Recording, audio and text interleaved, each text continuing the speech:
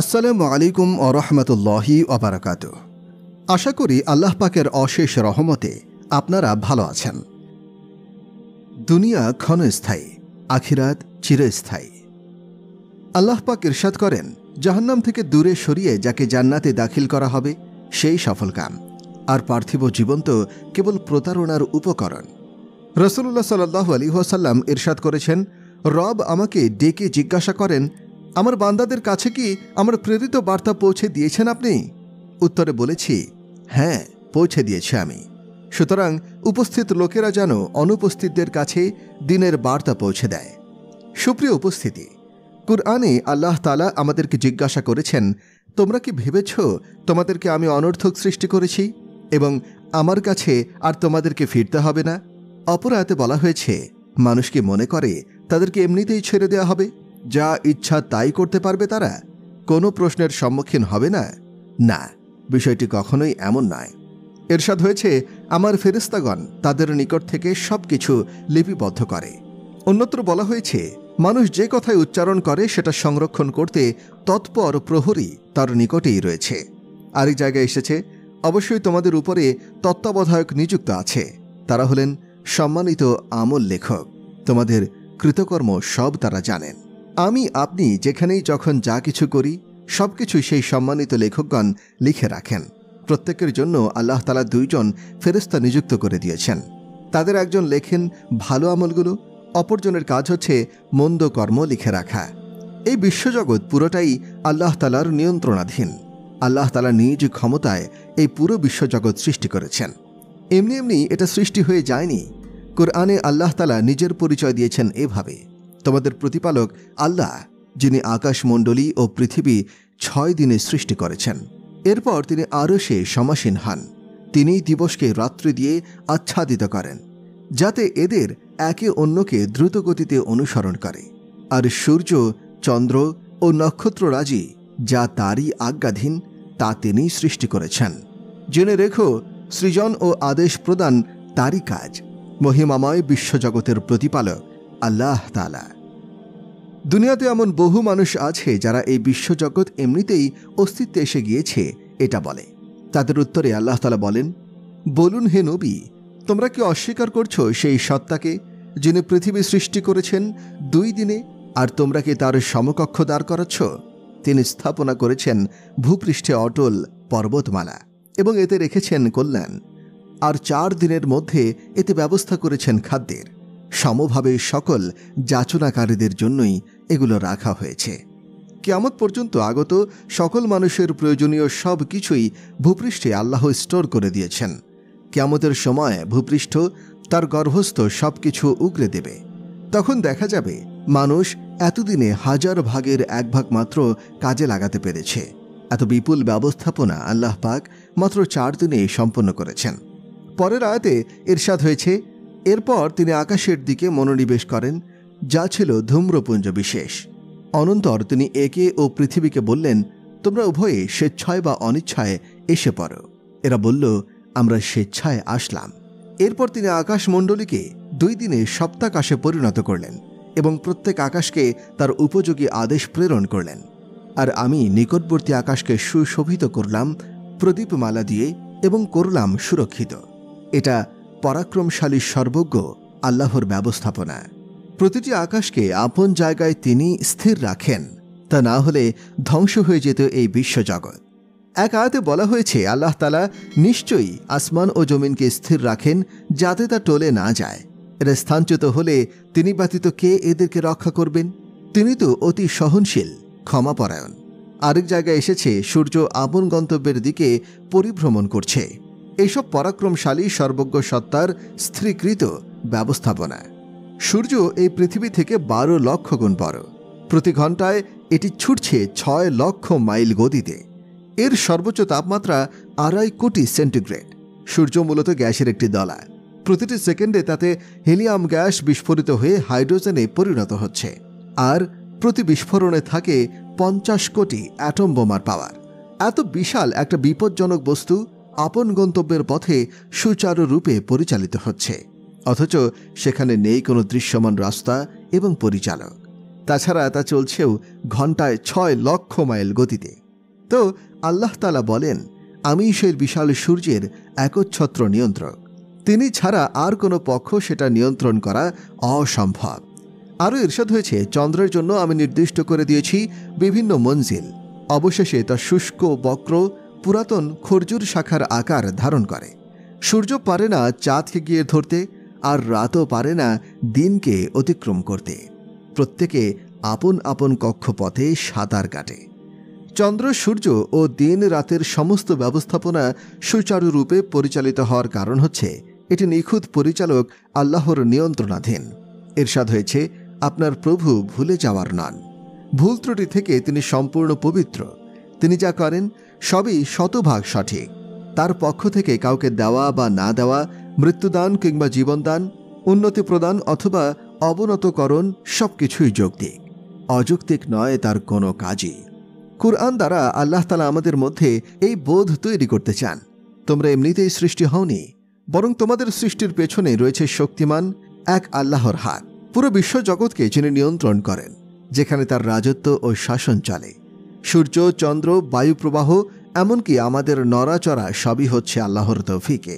ওনার তৌফিক না হলে আমরা হাত পাও নাড়াতে পারবো না, স্থবির হতে পারবো না এক জায়গায়। কত মানুষ চায় হাত পা নাড়াতে, কিন্তু পারে না। চায় চোখ খুলতে, তবে সম্ভব হয় না। বহুজন চাইলেও কথা বলতে কিংবা হাঁটতে পারে না। চলার শক্তি যেমন তিনি দেন, তেমন বসিয়েও রাখতে পারেন তিনি। উন্নতির মালিক যেমন তিনি, অবনতির ক্ষমতাও তারই হাতে। জীবন, মৃত্যু ও পুনরুত্থান সবই হয় তার নির্দেশে। এভাবেই পুরো বিশ্বজগতে আল্লাহর একচ্ছত্র ক্ষমতা বিরাজমান। এই বিশাল সৃষ্টি জগতে আল্লাহ তাআলা যা চান তাই হয়, মানুষ যা চায় তা হয় না। কুরআনে নবীগণের বিভিন্ন ঘটনা বলে আমাদেরকে বোঝানো হয়েছে সবকিছু আল্লাহর ইচ্ছাতেই হয়। মুসা আলাইহিস সালামের লাঠিতে আল্লাহর কুদরত প্রকাশ পেয়েছে, সেটা বিবৃত হয়েছে কুরআনে। ইরশাদ হয়েছে, হে মুসা, তোমার ডান হাতে ওটা কি? তিনি বললেন, এটা আমার লাঠি। এর উপর আমি ভর দিই। এর দ্বারা আমার ছাগ পালের জন্য বৃক্ষপত্র ঝেড়ে ফেলি। তাছাড়া আরও বিভিন্ন কাজে লাগে এটা। আল্লাহ তাআলা বললেন, হে মুসা, তুমি ওটা নিক্ষেপ করো। মুসা সেটি ফেলে দিলে অমনিতে তা বিষাক্ত সাপ হয়ে ছোটাছুটি করতে লাগল। আল্লাহ তাআলা সেই লাঠি কাম সাপের মধ্যে সাপের ভয়ঙ্কর 3টি ধরনই একত্রিত করেন। অর্থাৎ সেই রূপান্তরিত সাপটি ছিল বিশাল, বিষাক্ত এবং দ্রুতগামী। ইরশাদ হয়েছে, অমনি তা বিষাক্ত সাপ হয়ে ছোটাছুটি করতে লাগল। আরেক জায়গায় এসেছে, তৎক্ষণাৎ তা জলজান্ত একটি অজগরে রূপান্তরিত হয়ে গেল। অপর আয়াতে বলা হয়েছে, তিনি মুসা আলাইহিস সালাম তাকে সর্পের ন্যায় দ্রুত ছোটাছুটি করতে দেখলেন। এরপর বলা হয়েছে, তখন তিনি অর্থাৎ মুসা পেছন থেকে ছুটতে লাগলেন এবং পেছনে ফিরেও দেখলেন না। হে মুসা, ভয় করবেন না, পয়গম্বরগণ কোনো ভয় করেন না আমার কাছে। আল্লাহ বলেন, আপনি ওটা ধরুন। দৌড়ের উপরেই মুসা আলাইহিস সালাম বললেন, আমি ওটা ধরতে পারবো না, ভয় করছে আমার। দেখুন, কুরআনের মোট 28টি পারায় মুসা আলাইহিস সালামের ঘটনা বিবৃত হয়েছে। নবীদের মধ্যে ওনার নামেই সবচেয়ে বেশিবার কুরআনে এসেছে। মোট 136 বার উচ্চারিত হয়েছে ওনার নাম। যাই হোক, আল্লাহ তাআলা বললেন, ওটা ধরুন, ভয় করবেন না, আমি এখনই একে পূর্বাবস্থায় ফিরিয়ে দিচ্ছি। এতেও মুসা আলাইহিস সালামের ভয় কাটছিল না। তিনি বললেন, আমার ভয় করছে, খেয়ে ফেলবে এটা আমাকে।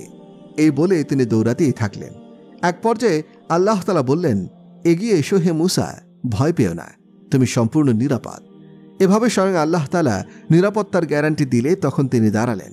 আল্লাহ যদি তাকে লেজের দিক থেকে ধরতে বলতেন তাও একটা কথা ছিল, কিন্তু আল্লাহ বলেছেন মুখের দিক দিয়ে ধরতে, আর সেটা আসছিল হা করে। তখন মুসা আলাইহিস সালাম একটা কাপড় পেঁচানো শুরু করলেন হাতে। আল্লাহ তাআলা জিজ্ঞাসা করলেন, কি করছেন এটা? মুসা বললেন, আমার ভয় করছে এখনো, তাই হাতে কাপড় পেঁচিয়ে নিচ্ছে। আল্লাহ পাক বললেন, আপনার এই ভয়টা দূর করাই তো আমার উদ্দেশ্য। কিছুই না, এটা কেবলমাত্র আমার ইচ্ছা। আমার ইচ্ছাতে এটা সাপে পরিণত হয়েছে, আবার আমি ইচ্ছা করলেই তা লাঠি হয়ে যাবে। আর না হয় এই কাপড় তো আপনাকে সাপ থেকে বাঁচাতে পারবে না। পরে সেই কাপড় সরিয়ে কাপা হাতে সাপের মুখে স্পর্শ করা মাত্র সেটাকে আল্লাহ তাআলা লাঠিতে পরিণত করে দেন। এর মাধ্যমে আল্লাহ তাআলা পুরো দুনিয়াকে দেখিয়ে দিলেন আল্লাহই সবকিছু। মুসা আলাইহিস সালামের ব্যবহৃত লাঠিটাকে আল্লাহ তাআলা সাপ বানিয়ে দিলেন এক মুহূর্তে। পরের মুহূর্তেই সেটাকে আবার লাঠিতে পরিণত করলেন। চাইলে আল্লাহ তাআলা নতুন কোনো লাঠি তাকে দিয়ে দিতে পারতেন, কিন্তু তা করেননি, বরং সেই পূর্বের লাঠিটাই আবার ফেরত দেন তাকে। এভাবে আল্লাহ তাআলা পুরো বিশ্বকে বার্তা দিতে চেয়েছেন সমস্ত কিছুর একচ্ছত্র ক্ষমতা আল্লাহর হাতে। তিনি যা চান সেটা অবশ্যই ঘটে, আর তিনি না চাইলে তা কিছুই হতে পারে না। তাই আনুগত্য কেবল সে আল্লাহরই করতে হবে। মাঝখানে এসে শয়তান চেষ্টা চালাবে পথভ্রষ্ট করার, সেদিকে ভ্রুক্ষেপ করা যাবে না। ঐশী কুদরতের আরেকটি ঘটনা কুরআনে বিবৃত হয়েছে, যেমন সেটা ঈসা আলাইহিসসালাম এর মা মারিয়াম আলাইহিসসালামের ঘটনা। মারিয়াম আলাইহিসসালামকে কখনো কোনো বেগানা পুরুষ দেখতেও পারেনি, এতটাই পর্দায় থাকতেন তিনি। সেই তার কাছেই হঠাৎ একদিন নির্জন একজন সুদর্শন পুরুষ এসে উপস্থিত হল। কুরআনে ইরশাদ হয়েছে, অতঃপর তাদের অর্থাৎ লোকজন থেকে নিজেকে আড়াল করার জন্য সে অর্থাৎ মারিয়াম পর্দা করল। পরে আমি তার কাছে আমার রূহ জিবরাইল আলাইহিসসালামকে পাঠালাম। সে তার নিকট পূর্ণ মানবাকৃতিতে আত্মপ্রকাশ করল। মারিয়াম আলাইহিসসালাম বলল, আমি তোমার থেকে দয়াময় আল্লাহর আশ্রয় গ্রহণ করছি। যদি তুমি আল্লাহকে ভয় করো তবে এখান থেকে সরে যাও। ফেরেশতা বলল, আমি তো তোমার প্রতিপালকের প্রেরিত ফেরেশতা মাত্র, নারীর প্রতি আমার কোনো আকর্ষণ নেই। আমি এসেছি তোমাকে আল্লাহর পক্ষ থেকে এক পবিত্র পুত্র দান করার জন্য। মারিয়াম বলল, আমার ছেলে হবে কোত্থেকে, যেখানে আমাকে কোনো পুরুষ স্পর্শ করেনি এবং নই কোনো ব্যভিচারিণী নারী। অর্থাৎ ছেলে হওয়ার পদ্ধতি দুটি, একটি হালাল, সেটা বিবাহ, আর একটি হারাম, তা হলো ব্যভিচার। ব্যভিচার তো আমি করতে পারি না, আর বিয়েও তো আমার হয়নি, তো ছেলে হবে কোত্থেকে? এর উত্তরে কোরআনে আছে এভাবে। ফেরেশতা বলল, এভাবেই হবে। তোমার প্রতিপালক বলেছেন, এটা আমার জন্য একটা মামুলি ব্যাপার। একে আমি এজন্য সৃষ্টি করব যেন সে হয় মানুষের জন্য এক নিদর্শন ও আমার পক্ষ হতে এক অনুগ্রহ। এটা তো এক স্ত্রীকৃত ব্যাপার। অর্থাৎ হে মারিয়াম, তোমার জন্মের পূর্বে এটা চূড়ান্ত হয়ে গেছে যে বিয়ে ছাড়াই বাচ্চা হবে তোমার। এরপর মারিয়াম আলাইহিসসালাম পেছনে যেতে যেতে দেয়ালে ঠেকে গেলেন। পরে জিবরাইল আলাইহিসসালাম তার জামার হাতার মধ্যে ফুৎকার দিলেন দূর থেকে। সঙ্গে সঙ্গে তিনি 9 মাসের গর্ভবতী হয়ে গেলেন। ইরশাদ হচ্ছে, অতঃপর সে গর্ভধারণ করল এবং তৎসহ এক দূরবর্তী স্থানে চলে গেল। প্রসব বেদনা তাকে এক খেজুর বৃক্ষমূলে আশ্রয় নিতে বাধ্য করল। সে বলল, হায়, আমি যদি কোনোভাবে এর পূর্বেই মরে যেতাম এবং মানুষের স্মৃতি থেকে বিলুপ্ত হয়ে যেতাম।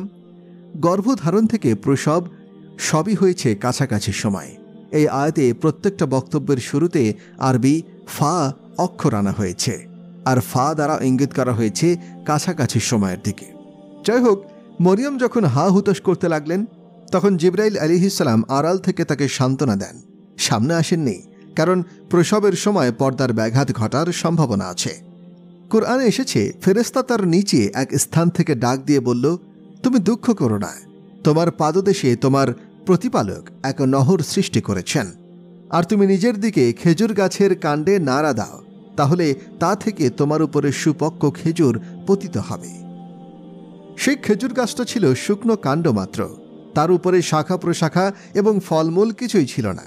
মারিয়াম আলাইহিসসালাম তাতে ঝাঁকি দেওয়ার সঙ্গে সঙ্গে সেখান থেকে ঝরতে থাকে পাকা খেজুর। মারিয়াম আলাইহিসসালামকে স্বামী ছাড়া সন্তান দিয়েছেন, শুকনো গাছ থেকে তাকে ফল দিয়েছেন এবং স্থলভাগে নহর তৈরি করেছেন তিনি।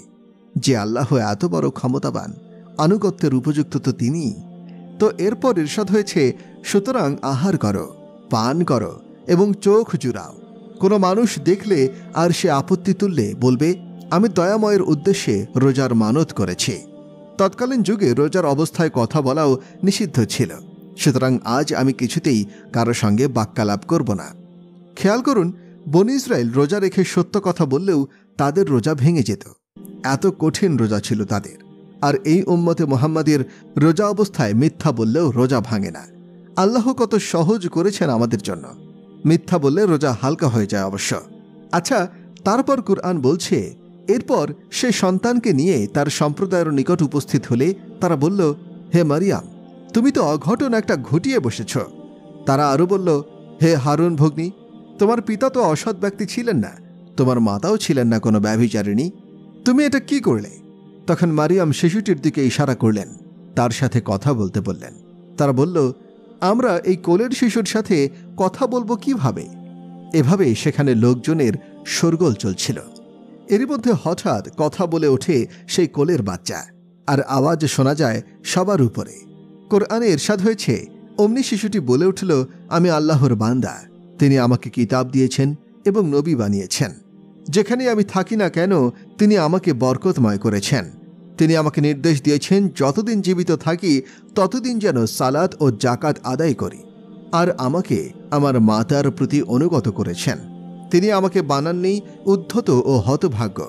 আমার জন্মদিন, মৃত্যুদিন এবং পুনরুত্থান দিবসে আল্লাহ তাআলার পক্ষ হতে আমার প্রতি সালাম।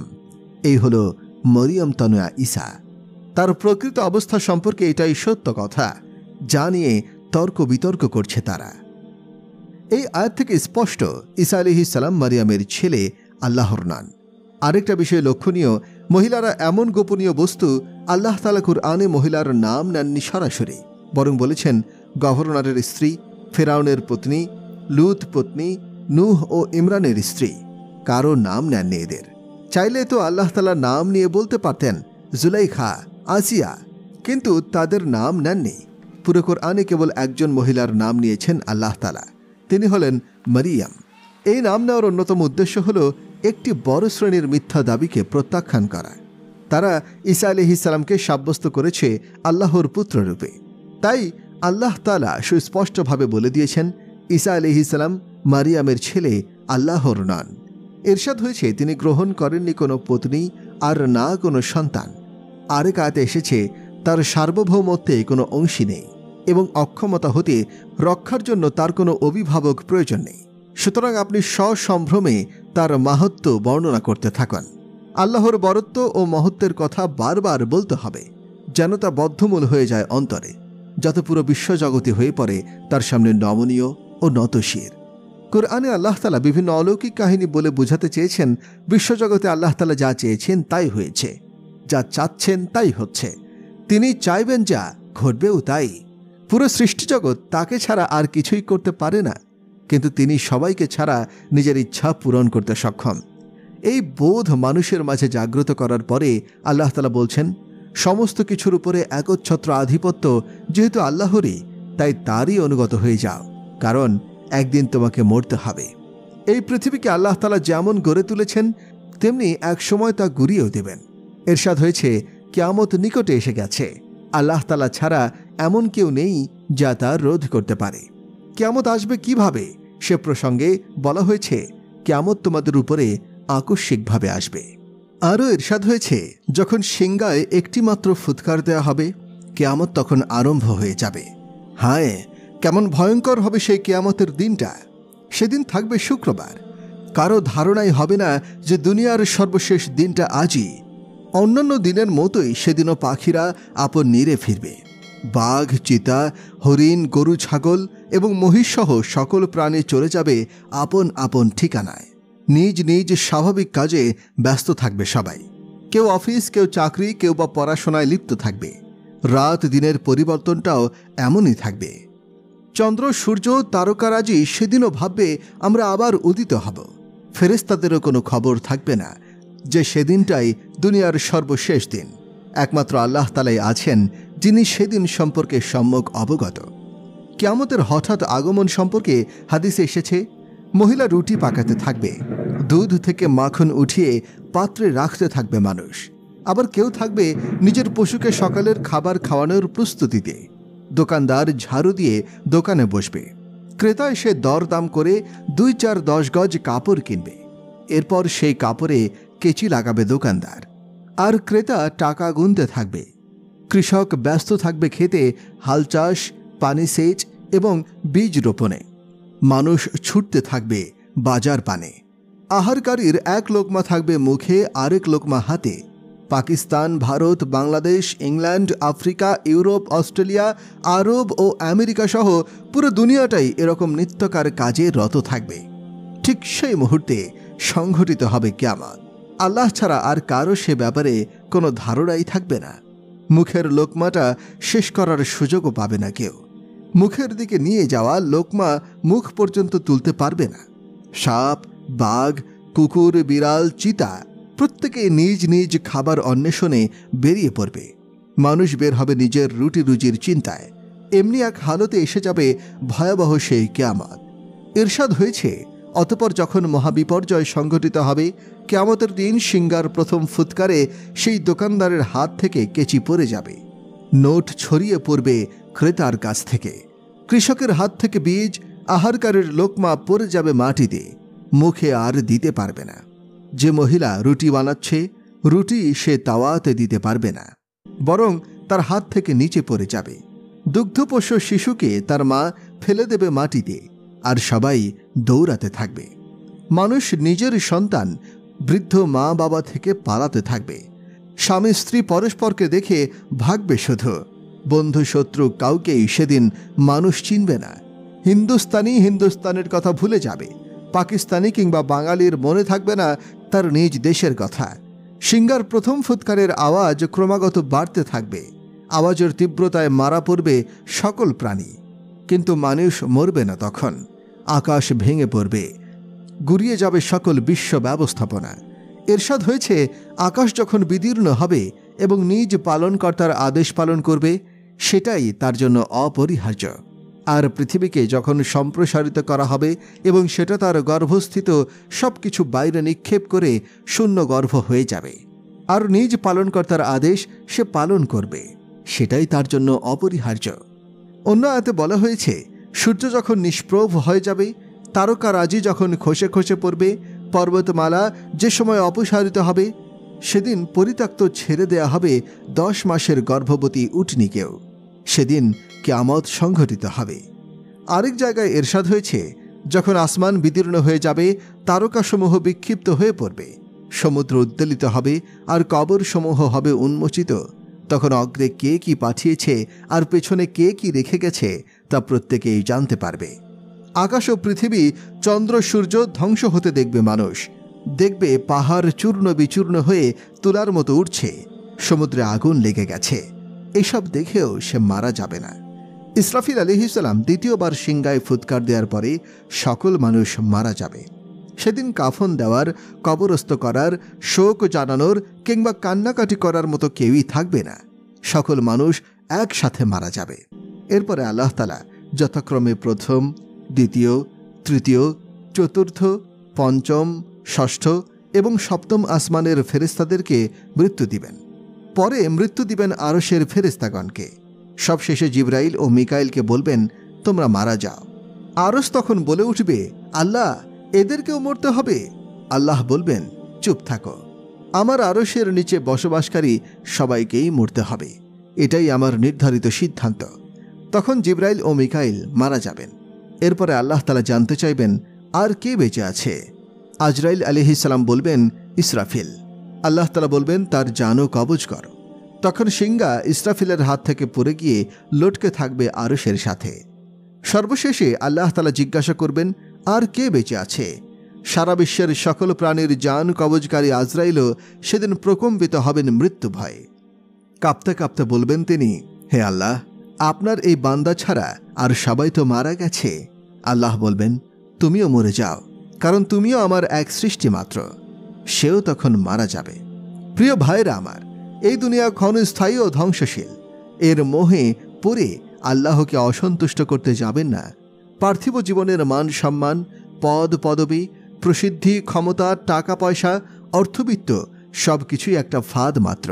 আমাদের জীবন এবং আমরা যা কিছু দেখি কেবল দৃষ্টিভ্রম। আলী রাদিয়াল্লাহু আনহু বলেন, সমস্ত মানুষ ঘোরের মধ্যে আছে। মৃত্যুর পরে মূলত জেগে ওঠে সবাই। তুচ্ছ জিনিসের জন্য আল্লাহকে অসন্তুষ্ট করে কবরে যাবেন না। দুনিয়া ধ্বংস হয়ে যাবে এক সময়, কিছুই থাকবে না।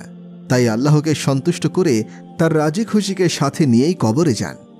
সৃষ্টি জগতের সবাই ধ্বংস হয়ে যাওয়ার পরে আল্লাহ তাআলা বলবেন, আমার সমকক্ষ কেউ থাকলে আসো সামনে।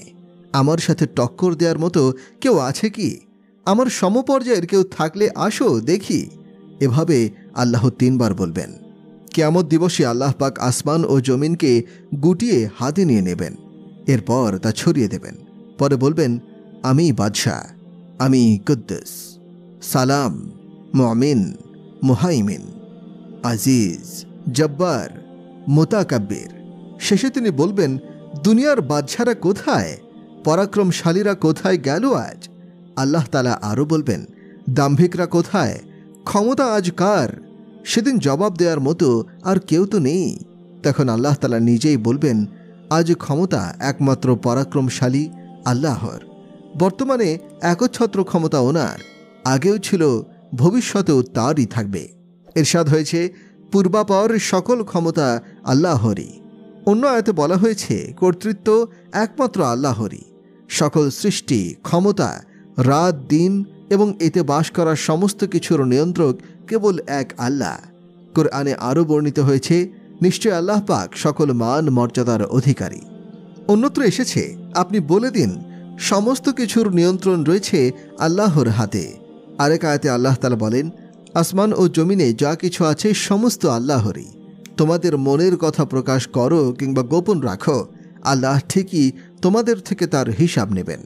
কুরআনে আরও ইরশাদ হয়েছে, আসমান, জমিন ও এতদুভয়ের মাঝখানে যা অবস্থিত এবং মাটির তলদেশে যা রয়েছে সব তার কর্তৃত্বাধীন। কোনো কথা তোমরা উচ্চ স্বরে বলো কিংবা নিম্ন স্বরে, তিনি তো গুপ্ত ও গুপ্ততম সবই জানেন। তিনিই হলেন আল্লাহ, যিনি ছাড়া কোনো ইলাহ নেই। সুন্দর সব নাম তারই। কুরআনের মাধ্যমে আল্লাহ তাআলা গোটা মানবজাতিকে এই বার্তা দিতে চেয়েছেন যে দুনিয়াটা পরীক্ষা কেন্দ্র। আমরা স্বেচ্ছায় এখানে আসিনি। এখানকার জীবন ও মৃত্যু আমাদের ইচ্ছায় চলে না।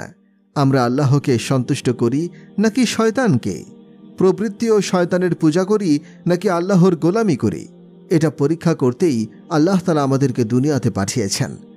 তো লা ইলাহা ইল্লাল্লাহ পড়া মানে আল্লাহকে মেনে চলব এমন চুক্তিতে স্বাক্ষর করা। মানার পদ্ধতি কি হবে, কালিমার পরবর্তী অংশ মুহাম্মদুর রাসূলুল্লাহতেই সেদিকে ইঙ্গিত রয়েছে। অর্থাৎ আল্লাহকে সন্তুষ্ট করতে হলে অনুসরণ করতে হবে মুহাম্মদুর রাসূলুল্লাহ সাল্লাল্লাহু আলাইহি ওয়াসাল্লামকে। আরব, অনারব, শ্বেতাঙ্গ, কৃষ্ণাঙ্গ, কুরাইশি, হাশেমি, Rajput, Gujarati, Pathan, China, American, Malaysian, Bangladeshi, Pakistani, Indian, সকলের জন্য আল্লাহকে সন্তুষ্ট করার একটি মাত্র পদ্ধতি, তা হল নবী সাল্লাল্লাহু আলাইহি ওয়াসাল্লামের আনুগত্য করা।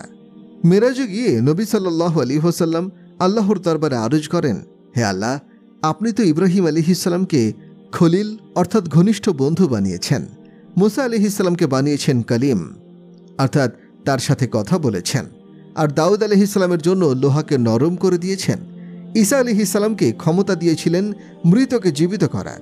আমাকে তাহলে শ্রেষ্ঠত্বের কি দিলেন? আল্লাহ তাআলা বললেন, আপনাকে আমি সর্বশ্রেষ্ঠ জিনিস দিয়েছি, তা হলো আপনার এবং আমার নাম একই সঙ্গে যুক্ত করে দিয়েছি কালিমায়। কিয়ামত পর্যন্ত আমার নাম উচ্চারিত হলে উচ্চারিত হবে আপনার নামও। তো পূর্ণ কালিমা হলো লা ইলাহা ইল্লাল্লাহু মুহাম্মদুর রাসূলুল্লাহ। কালিমার দুইটি অংশ, লা ইলাহা ইল্লাল্লাহ এবং মুহাম্মদুর রাসূলুল্লাহ। এই উভয় অংশেরই 12টি করে অক্ষর রয়েছে। আরবিতে কিছু অক্ষর আছে নুক্তা বিশিষ্ট, যেমন বা, জিম ইত্যাদি।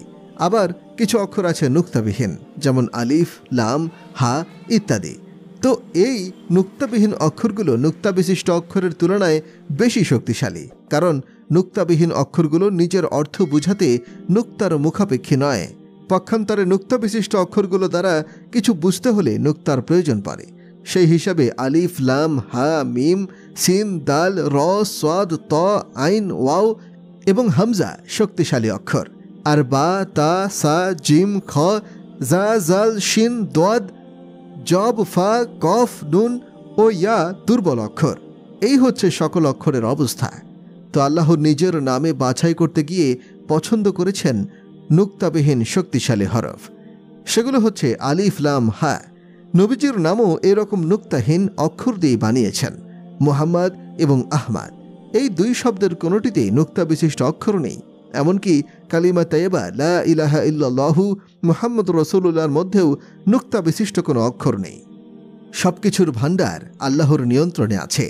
ইজ্জত, সম্মান সব আল্লাহর হাতে। তবে তা অর্জন ও লাভের পন্থা হল নবী সাল্লাল্লাহু আলাইহি ওয়াসাল্লামের অনুসরণ। জাহান্নাম থেকে বাঁচার এবং জান্নাতে যাওয়ার উপায় মুহাম্মদ রাসূলুল্লাহ সাল্লাল্লাহু আলাইহি ওয়াসাল্লামের আনুগত্য। তেমনি পার্থিব জীবনে অপদস্থতা এড়িয়ে সম্মান ও কল্যাণ লাভের একমাত্র পথ সেই নববী আদর্শানুসরণ। জান্নাতে পৌঁছা, মর্যাদা লাভ, ভালোবাসা এবং আল্লাহর সন্তুষ্টি অর্জনের পরশপাথর যেন আমার নবী। আর জাহান্নাম ও ইহকালীন অপদস্থতা, ঘৃণা ও আল্লাহর অসন্তুষ্টি থেকে রক্ষা পাওয়ার একমাত্র মাধ্যম হচ্ছেন নবী সাল্লাল্লাহু আলাইহি ওয়াসাল্লাম। মুহাম্মাদি হতে পারলে, মুহাম্মাদি আদর্শের ভিতর ও বাহিরকে সাজাতে পারলেই হওয়া যাবে আল্লাহর প্রিয় পাত্র। দেখুন, আবুল আহাব কুরাইশি, হাশেমি অর্থাৎ সাইয়্যিদ বংশীয়, তারপরেও তার ব্যাপারে কুরআনে ইরশাদ হয়েছে, ধ্বংস হোক আবুল আহাবের 2 হস্ত, এবং ধ্বংস হোক সে নিজেও। অপরদিকে কৃষ্ণাঙ্গের ছেলে কৃষ্ণাঙ্গ, দাসের ছেলে দাস, হাবশি বেলাল রাদিয়াল্লাহু আনহুর ব্যাপারে রাসূলুল্লাহ সাল্লাল্লাহু আলাইহি ওয়াসাল্লাম বলেছেন, কিয়ামতের দিন বেলাল জান্নাতে এক উট নিয়ে আরোহী হবে। সেদিন কুরাইশ বংশের হাশেমি গোত্রের অনেকেই বেলাল হাবশিকে উট নিতে আরোহী অবস্থায় দেখবে। তাদের তখন তাকিয়ে তাকিয়ে দেখা ছাড়া কোনো উপায় থাকবে না। আর জান্নাতের 8টি দরজা তো প্রথমে বন্ধ থাকবে। সেগুলো খোলার জন্য সবাই আদম, শীশ, নূহ, ইব্রাহিম, ইসমাইল, ইসহাক, ইয়াকুব, মুসা, ইউসা, দানিয়াল, ইলিয়াস, দাউদ, ইয়াহইয়া, জাকারিয়া এবং সুলাইমান আলাইহিমুসসালাম সহ সকল নবীর কাছে আবেদন করবে, কিন্তু এরা সবাই তাতে অপারগতা প্রকাশ করবেন। সর্বশেষে সকলের দরখাস্ত নিয়ে যাবেন হজরত ঈসা আলাইহিস সালামের কাছে। তিনি আমাদের নবী মুহাম্মদ সাল্লাল্লাহু আলাইহি ওয়াসাল্লামের কথা বলবেন, আর কারোরই সে কথা মনে থাকবে না। তিনি বলবেন, একমাত্র শেষ নবী মুহাম্মদ সাল্লাল্লাহু আলাইহি ওয়াসাল্লাম জান্নাতের দরজা খোলার ব্যবস্থা করতে পারবেন। আল্লাহ চাইলে তো শুরুতেই মুহাম্মদ সাল্লাল্লাহু আলাইহি ওয়াসাল্লামের কাছে সবাইকে পৌঁছাতে পারতেন, কোনো দরকার ছিল না সব নবীর কাছে ঘোরানোর। কিন্তু আল্লাহর ইচ্ছা হলো নবীজির মান মর্যাদা সকলের সামনে প্রকাশ করা, তাই সবার কাছে ঘুরিয়ে সর্বশেষ তার কাছে পৌঁছাবেন। সেই নবীর সুন্নতকে অবহেলা করে আমরা বলি, একটা সুন্নতই তো, ছাড়লে কি আর হবে? তো 1 পাউন্ড হারিয়ে গেলে কি আমরা বলি, থাক সমস্যা নেই, একটা মাত্র পাউন্ড বা ডলারই তো? তা তো করি না, বরং সেই 1 পাউন্ডকেই খুঁজে বের করি আমরা যে কোনো মূল্যে। আর হিসেব কষতে থাকি, 1 পাউন্ড মানে পাকিস্তানে 172 রুপি, আর ইন্ডিয়ানরা হিসাব করবে 1 পাউন্ড মানে 100 ইন্ডিয়ান রুপি। অথচ একটা সুন্নতকে এমন গুরুত্ব আমরা দিই না। যাই হোক, সবাই অবশেষে নবী করিম সাল্লাল্লাহু আলাইহি ওয়াসাল্লামের কাছে জান্নাত খোলার আবেদন করবে। নবী সাল্লাল্লাহু আলাইহি ওয়াসাল্লাম বলবেন, আমারই কেবল সেই অধিকার রয়েছে। নবী বলেন, তখন আমি আল্লাহর দরবারে সিজদায় পড়ে যাব, আর আমার অন্তরে আল্লাহর পক্ষ থেকে ঢেলে দেওয়া শব্দ দ্বারা তার প্রশংসা করব। সেগুলো কেমন শব্দ হবে তা আমরা জানি না। সেই মুহূর্তে শব্দগুলো আল্লাহ তাআলা আমার অন্তরে ঢালবেন। আমার পূর্বে তেমন প্রশংসা আর কেউ করেনি, পরেও করতে পারবে না কেউ। আমার প্রাণপ্রিয় দর্শক শ্রোতা বন্ধুরা, আপনারা কষ্ট করে সম্পূর্ণ ভিডিওটি দেখলেন। যদি এমন আরও গুরুত্বপূর্ণ ইসলামিক ভিডিও পেতে চান, তাহলে অবশ্যই আমাদের চ্যানেলটিকে সাবস্ক্রাইব করুন এবং লাইক কমেন্ট করে আপনার মূল্যবান মতামত আমাদেরকে জানান। ভালো থাকবেন, সুস্থ থাকবেন। আজকের মতো বিদায় নিচ্ছি। আলোচনা হবে অন্য কোনো বিষয় নিয়ে, অন্য কোনো ভিডিওতে। আসসালামু আলাইকুম ওয়া রাহমাতুল্লাহ।